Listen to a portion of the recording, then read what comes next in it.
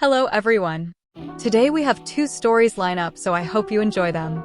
If you do, don't forget to like, comment, and subscribe for more. On to the story.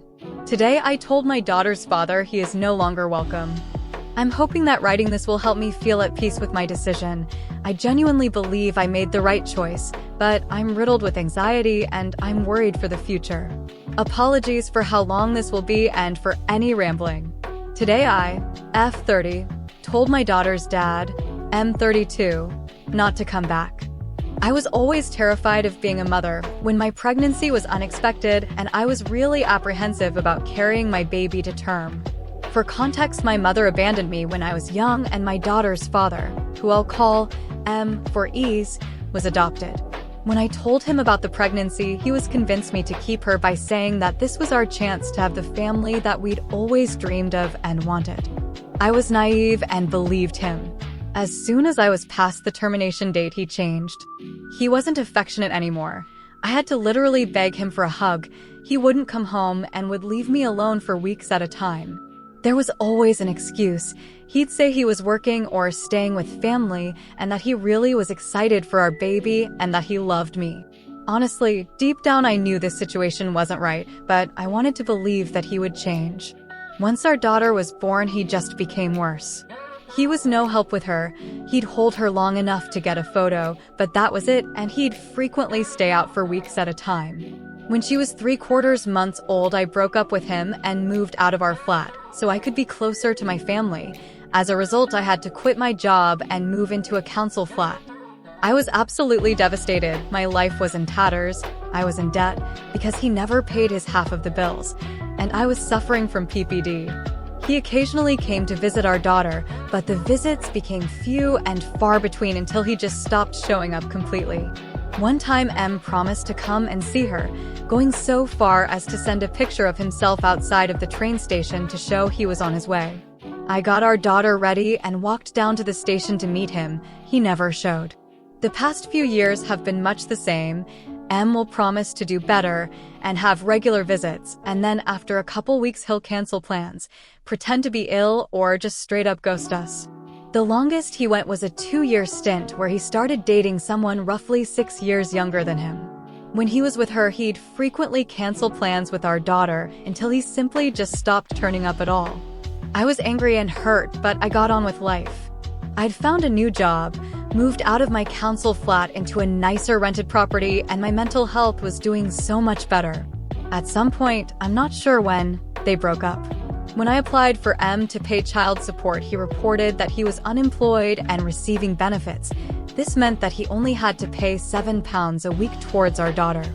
I'm not stupid. I knew he was working cash in hand and just not reporting it to get out of paying, but I had no proof. In 2023, the cost of living crisis hit me really hard. My daughter was still in preschool, and the cost of that was astronomical, so I was really struggling to put food on the table. I swallowed my pride and begged M to send us more money, and to my surprise he did. From around February 2023, he started seeing our daughter once a month, and then it increased to once a week. He was still doing the bare minimum. Seeing her 2 hours once a week isn't impressive, but he was consistent for a time, and the plan was that from January 2024, he would start having her every other weekend.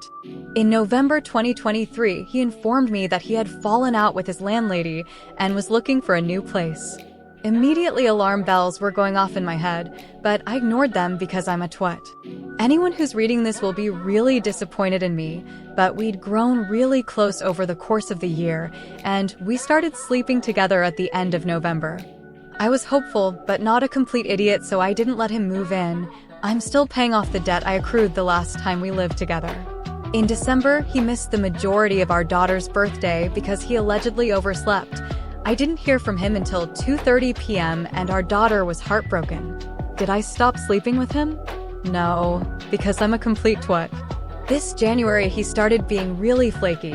He canceled his visits last minute and claimed to be ill, which I knew was straight out of his old playbook.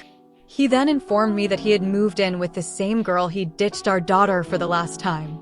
To say I was upset was an understatement. He'd been seeing both of us at the same time in the hopes that one of us would put a roof over his head.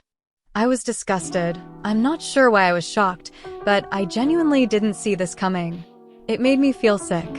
I stayed cordial. I didn't shout or lash out because I genuinely wanted our daughter to have a relationship with her dad. Since this revelation, however, he started doing those exact same things he did last time before he ghosted us for 2 years. He's canceled seeing our daughter, chopped and changed dates so he can go on holiday, and still has not made any effort to see her more, which was the original plan for this year. I've been down this road before and it left me in such a dangerously dark mental place, so today I said enough. I never wanted to come between my daughter and her dad, but I can't have her treated like she's disposable. This is the first man she's ever loved, and the example of love he's setting is toxic and awful. I can't have her growing up to pursue a relationship like that. I definitely can't have her growing up thinking that there's something wrong with her, and that's why he's inconsistent. I told him that if he's not going to change, then I have to. He's no longer welcome in our home, and until he shows some real change and personal growth, I'm not allowing him around our daughter. I really believe I've done the right thing and made the right choice, but it's so hard to tell. I always thought it would be wrong to stop him seeing her, but after going through 5 years of this, I have say enough is enough at some point. If there are never any consequences, he'll never change, and both me and my daughter will suffer. It did make me feel a bit better to type this all out. I hope I'm right, and this was the correct choice. Story 2. My husband hooked up with a prostitute on his Asia trip. Sorry if this is too long, I've had the craziest 24 hours. My 26F husband, 30M, went to visit a school friend in Asia. I was completely fine with it and even encouraged it because he was having a hard time at work and could use the breather. We've been married for 4 months and together around 4 years. Our wedding was really quick, mostly because my husband is working in the States and I had to marry him to come live with him. We didn't decide to get married just so we can live with each other. There was more behind the devotion. And we do have a migration case open for me. He said a few times this was going to be his bachelor's party. I was fine with this because I never expected him to do something this stupid. Communication was great for a few days. He would make this video blogs about everything they were doing together and called me as soon as he woke up and as soon as he went to sleep. Suddenly it stopped. I would get a text at February 3rd and saying he was so sorry, but they lost track of time catching up or calling, but talking less than 6 minutes. The first red flag was when I opened Google Maps on our shared iPad and saw a couple of happy massage places. I didn't think any of it. I was almost sure they were having a conversation. The subject came up and they Google it. Anyway, when he called, I jokingly asked what he was up to. But instead of laughing, the conversation was just uncomfortable. He went off on me saying how controlled he feels and annoyed that I assumed the worst. This made me feel weird cause I was clearly laughing about it. I ended the conversation so it didn't escalate. Next day goes by and he didn't say anything before going to bed. In his time zone, it's a 12-hour difference. Around 12 p.m. I got this gut feeling. I was so anxious and couldn't control it. I went on with my day, trying to ignore it, but the anxiety was there and very strong. I noticed he was constantly online on WhatsApp, so I knew he was out partying. But I couldn't stop feeling worried.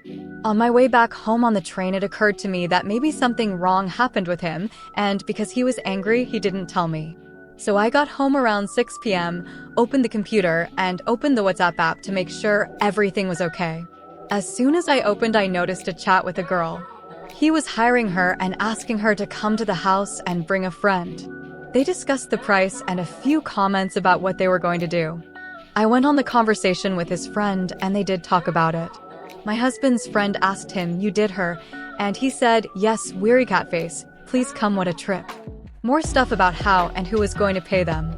I was so disgusted, I was so heartbroken, and honestly I stared at the screen for around 20 minutes, just making sure I wasn't crazy. It seemed so unreal. I went on a rabbit hole to try to find all the information possible to find some type of explanation of what happened and make sure I wasn't misunderstanding. I opened the Google activities and found all the thing he translated to try to talk with this girls. So basically I read everything they said during the act. I called his mom and sent her everything. She was the first person to come to my mind because we are very close and she always takes care of me. He texted me the next morning as usual saying how much he loves me and missed me.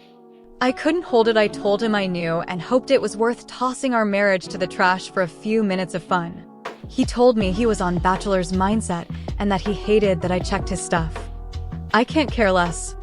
I feel so grossed out. I feel like I just need to get out of here, but I'm trapped because of my paperwork situation. I just feel everything is not real.